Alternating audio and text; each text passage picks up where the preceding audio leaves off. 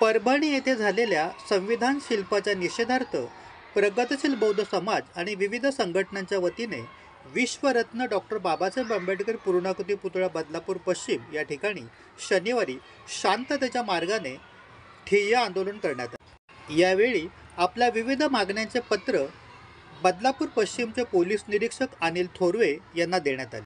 आपण दिलेल्या मागण्यांचं पत्र मी शासनापर्यंत निश्चितच पोहोचवेल असं आश्वासन यावेळी पोलीस निरीक्षक अनिल थोरवे यांनी दिले। नंतर शरणत्य होऊन आंदोलनाचा समारोप करण्यात आला। परभणी येथील घटनेच्या निषेधार्थ देशभरामध्ये विविध ठिकाणी होत असलेले बंद, आंदोलने, मोर्चा अशा माध्यमातून संविधान प्रेमी आणि आंबेडकरी जनता विविध ठिकाणी आपला रोष आणि निषेध व्यक्त करत आहे। यावरून पुन्हा एकदा हे सिद्ध झाले आहे की dead Ambedkar is more dangerous than alive. परभणीमध्ये ही घटना घडली, त्या घटनेचा या परभणीच्या पोलिसांसोबत आम्ही जाहीर निषेध करतोय। आणि जो तरुण पुन्हा सूर्यवंशी हा LLB करत होता आणि LLB करत होता, घरात अभ्यास करत असताना त्याला घरातून उचललेला आहे आणि त्याला पोलीस कडून मारहाण केली। मारहाण करून त्याचं मृत्यू झालेला आहे। त्या मृत्यूचा त्या पोलिसांचा मी जाहीर निषेध करतोय। सांगायचं तात्पर्य की फक्त हा आमच्या समाजावरती अन्याय का, जो दिल्लीमध्ये जो RSSच्या लोकांनी मोर्चा काढला होता, त्या मोर्चाला हिंदू बंगालीच्या विरुद्ध होता, मग तो जर परभणीमध्ये कसा का आवडला, या बाजूचं काहीतरी हेतू आहे, तर या RSSचा करायचंच आहे। त्याचबद्दल तसंच अमित शहा तरीपार गुंडा यांनी जो बाबासाहेबांचा आंबेडकर आंबेडकर आंबेडकर असं जो वक्तव्य केलेलं आहे आणि थोडं जागा मिळेल, तर मला एवढं सांगत आहे की जर 33 कोटी देवाची जर न पाडणार हा डॉक्टर बाबासाहेब आंबेडकर होता, एवढे बोलते असं मला वाटतं। आणि त्यासाठी सगळ्यांनी आपला खारीचा वाटा उचलण्याची गरज आहे। आज इथे जमले ते थोडे मनातून सेन्सिटिव्ह आहेत की त्यांना त्यांचा खारीचा वाटा उचलावा वाटतोय म्हणून ते आलेले, पण एक दिवस सगळ्यांनी उतरल्याशिवाय हे दडपशाही बंद होणार नाही आणि ती कुठल्या तरी एखाद्या स्पेसिफिक धर्माविरुद्ध किंवा जातीविरुद्धची दडपशाही नसणार आहे। ही सर्वसामान्यांवर सुद्धा वेळ येणार आहे की या दडपशाहीला विरोध करण्यासाठी सगळ्यांनी एकत्र यावं लागणार आणि आपल्याकडे काही पैसे पॉलिटिकल अशा साधनांची साधनं नसून आपल्याकडे आपण स्वतः या सगळ्या आंदोलनात सामील होणं आणि एकत्र येणं हीच आपली ताकद असणार आहे।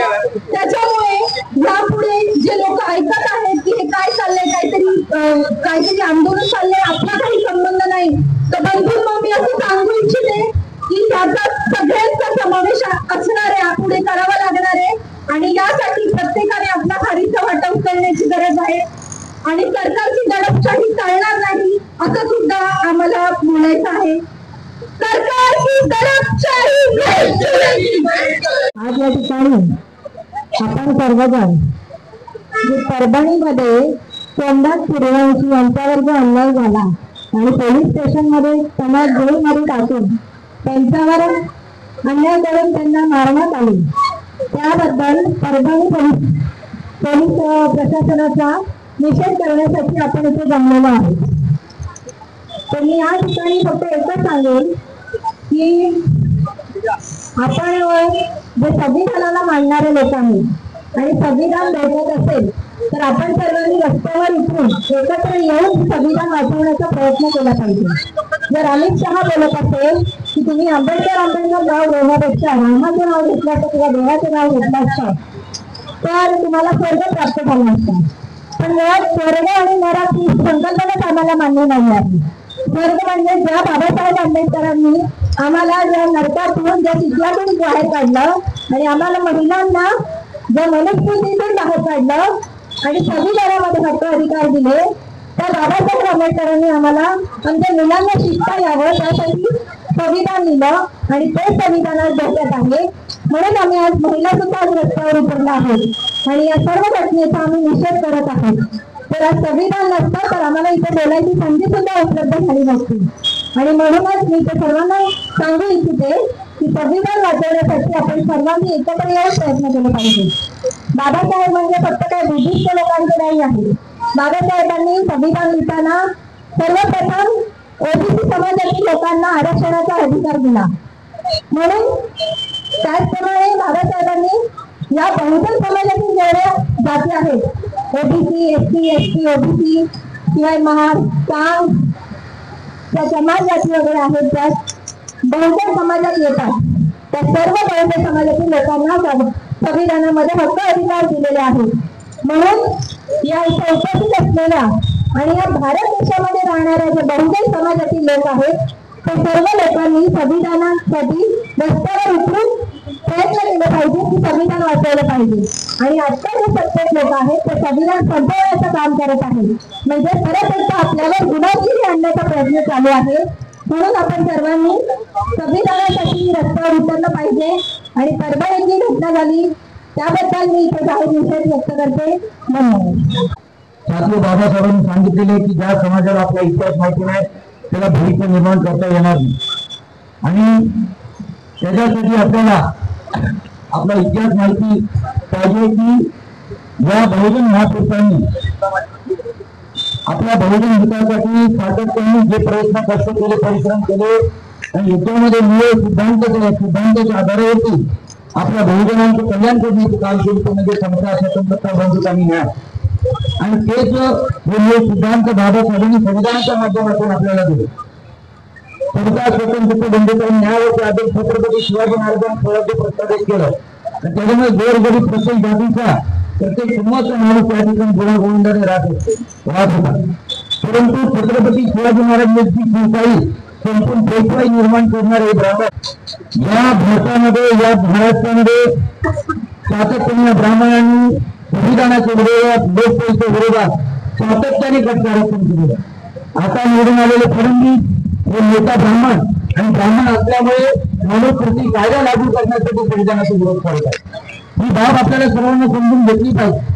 या मनुस्मृतीमध्ये आम्हा सर्व बहुजनांना आमचे सर्व मूलभूत अधिकार आहेत हे डावललेले आहेत. अन्न, वस्त्र, निवारा, शिक्षण, रोजगार, आरोग्य आम्हाला कुठल्या प्रकारचे अधिकार ठेवल्याने एवढेच दिले तर आमच्या घरात मोडकाने कमवला झाडू बांधण्याचे अधिकार त्यांना दिले. अशा मनुस्मृतीचं दहन बाबासाहेबांनी करून बाबासाहेबांनी आपल्याला संविधान दिलेलं आहे. त्याच्यामध्ये schedule caste, schedule tribe, OBC, NT, BNT, BNT, Buddhist असतील, लिंगायत असतील, श्रीधर्मी असतील, मुसलमान असतील अशा सर्व बहुजनांना, भारतीयांना संविधानिक अधिकार दिले. आणि त्याच्यामुळे आज आमचे लोक अधिकारी बनले. आज आमचे लोक विद्यार्थी झाले, मोठे नेते बनले आणि आमचे लोक मंत्रिमंडळात गेले, विधान भवनामध्ये गेले. परंतु त्या ठिकाणी गेल्यानंतर बाबासाहेबांनी सांगितले मला शिकलेला सवरलेला कोणी धोका दिला.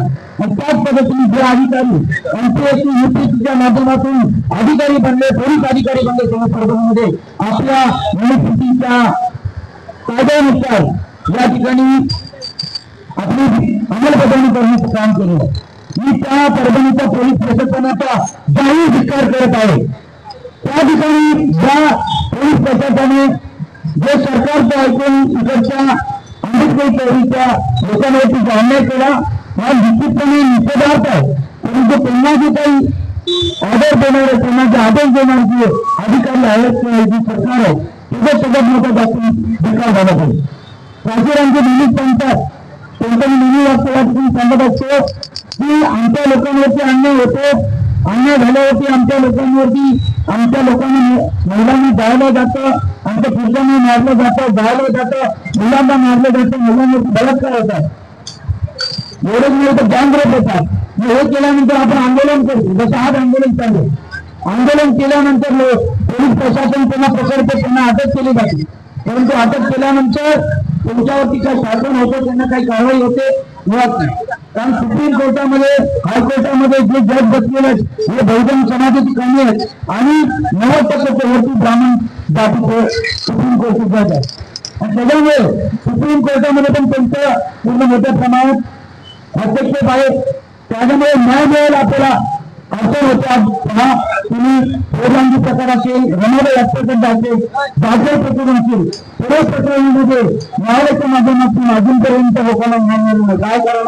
कारण न्यायपालिकेकडून ब्राह्मण काही निर्माण झालेले, सत्तेमध्ये काँग्रेस बीजेपीच्या माध्यमातून ब्राह्मण काही निर्माण झालेले. 1885 ला काँग्रेस निर्माण झाले. चटर्जी, बॅनर्जी, मुखर्जी, आगरकर, भोसले, तिलक या ब्राह्मणांनी काँग्रेस निर्माण केलं आणि त्याचे गुरु गोवळकर हे काँग्रेसचे महासचिव आहेत. त्यांनी RSS निर्माण केलं 1925 ला. म्हणून भामसेच्या माध्यमातून पुस्तक लिहिले काँग्रेस RSS ची माळ. काँग्रेस आणि बीजेपी आणि काँग्रेस हे ब्राह्मणी संघटना आहेत. एवढंच नाही तर तृणमूल काँग्रेस असेल, मार्क्सवादी असेल, कम्युनिस्ट असेल, हे सगळे ब्राह्मण पक्ष आहेत. 3% ब्राह्मण या भारतामध्ये आहेत, परंतु देशात व्यवस्थित आपलं सरकार चालवतात. याचं काय कारण आहे? कारण बहुजन समाजामध्ये जे बंधुभाव निर्माण व्हायला पाहिजे होता ते बंधुभाव निर्माण करण्याची सातत्याने अडचण निर्माण केली जाते. आपले लोक आंदोलन करतात, मोर्चे काढतात, धरणे आंदोलन करतात, बंद करतात, महाराष्ट्र बंद करतात. परंतु जेव्हा इलेक्शन होतं त्या इलेक्शन वेळेला ती लोक काँग्रेस, बीजेपी, राष्ट्रवादी, सेना या जातीवादी पक्षांना मदत करतात. हे काय कारण आहे? कारण आपले नेते मंडळी जे आहेत हे नेते मंडळी गेलेली आहे. त्याच्यामुळे समाजाने आता जागृत होऊन संघटित झालं पाहिजे. आपल्याला नेत्यांची गरज नाही, समाजाची गरज आहे. आज या ठिकाणी कुठला नेता नाहीये, समाज म्हणून आपण एकत्र आलेलो आहे. म्हणून जे लोक या काँग्रेस, बीजेपी किंवा या पक्षामध्ये जाऊन त्यांची चाटोगिरी करतात त्या लोकांचं आपण बोलावून त्या लोकांवरती अवलंबून राहण्यापेक्षा समाजाला संघटित करण्याचं काम करून आपण या बदलापूरमध्ये निश्चित केलं पाहिजे. बदलापूरमध्ये 35% पर्यंत बौद्ध समाज आहे. शेड्यूल कास्टची कमीत कमी 40% वरती लोकसंख्या आहे. इकडे आपल्या आंबेडकरी चळवळीची कमीत कमी 15-20% असली पाहिजे. पण या ठिकाणी काँग्रेस आणि भाजपचे प्रभुत्व आहे. काय कारण आहे? तर आपल्या समाजामध्ये त्यांनी जाती आणि धर्माच्या आधारावरती विभागणी केलेली आहे. त्यामुळे ही भाग आपल्याला लक्षात घेतली पाहिजे. ज्या वेळेला आपल्या लोकांवरती अन्याय होतो, शासन केलं का अन्याय होतो? कारण आपण शासनकर्ती जमात म्हणून शासनकर्ती जमात देऊनच आपण आपल्या समाजाला न्याय देऊ शकतो.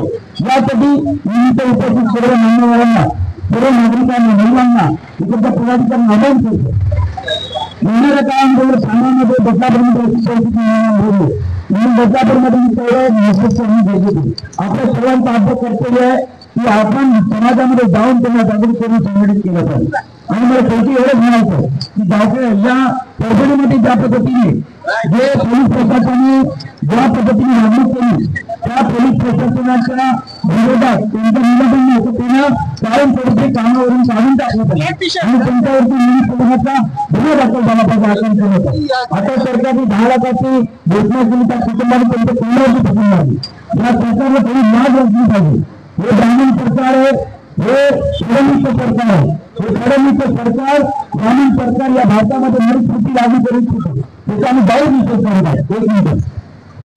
विश्वरत्न डॉक्टर बाबासाहेब आंबेडकर यांना वंदन करून आज श्री निलेश उलवेजी, श्री सूर्यवंशीजी, त्याचे सर्व सहकारी आपण समाजातील काही घटकांवर झालेल्या अन्यायाच्या विरोधात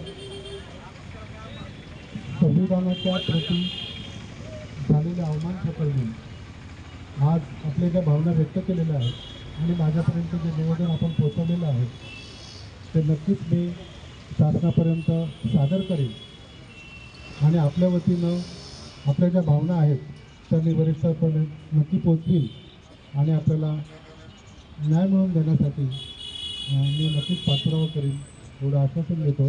बदलापूर बौद्ध समाजाच्या हाकेला हाक देऊन सर्व संघटनांनी, पदाधिकाऱ्यांनी इथं उपस्थिती लावली. सर्वप्रथम मी त्यांचं आभार मानतो. आणि हे बाबासाहेबांचे रक्त आहे, हे कोणासाठी शांत किंवा थांबणार नाही आहे.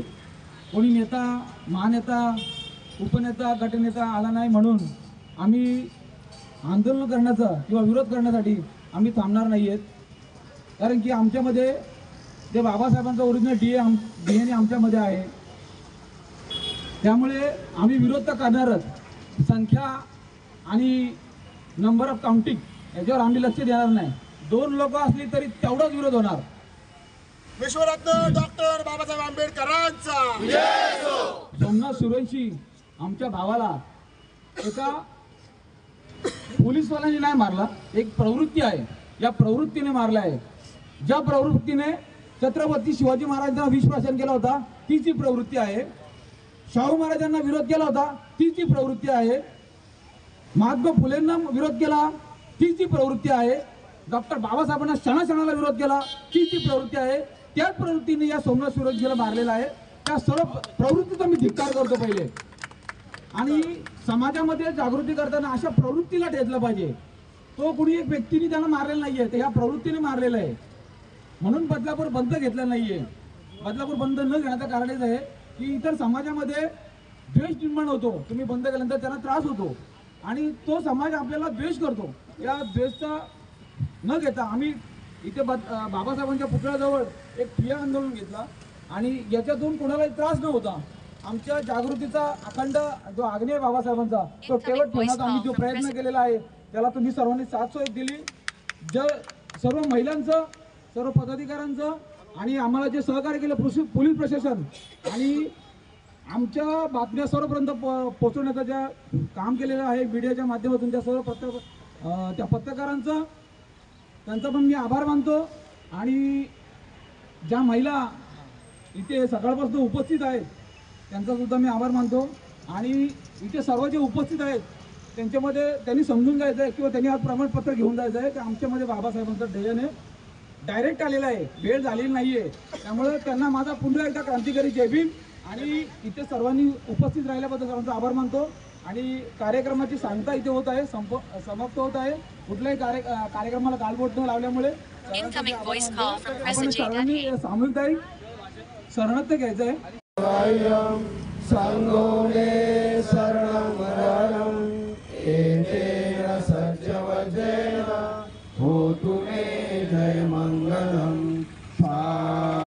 अल्पावधीतच लोकप्रिय झालेला भारताचा बुलंद आवाज आपला Bharat channel subscribe, share, like आणि कमेंट्स करायला विसरू नका.